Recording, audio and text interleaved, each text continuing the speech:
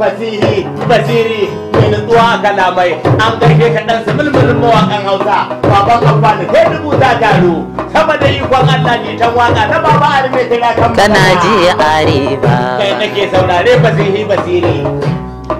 kana ji arewa kai nake saurare alita ka duba shirin nan namu murya ne sunansa wannan gaskiya ne ai muryar mu sai ta shiga ko ina a cikin duniya alita ka duba shirin nan namu murya ne sunansa murya haka yake sunansa ai ka zo da sabon salo wai gemu a gafa da alita Bello Bokal ne da Arabta Nazifi producer Allah sarki Bello Bokal dan mama ga gida da ke ba a sananin ga Golden Boys Bello Bokal ne da Arabta Nazifi producer ai na faɗa na ƙara faɗa duniya ba kuma ta ji na faɗa alida wani kirari da yake wanda nake jin daɗin sa na'am ka fuskance ni na'am in fara shi ai na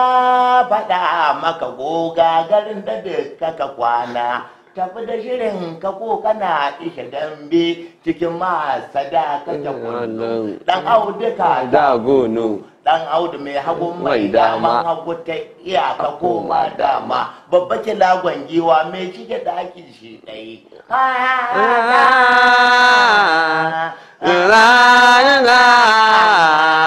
daga bana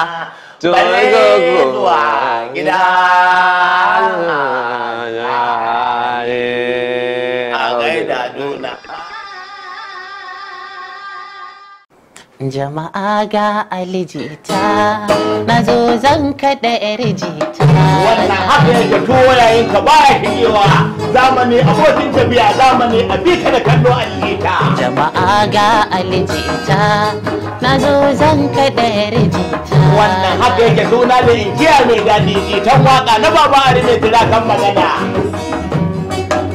zama da masoyi daɗi rabuwa da masoyi ranar rabuwa sai ka ga abin ba daɗi wani mahaukaci ya ci kaji Allah sarki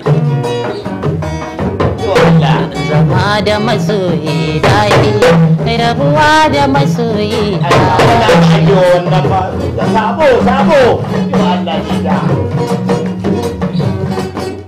akalla kasar yanzu zan samu shekara 40 a duniya.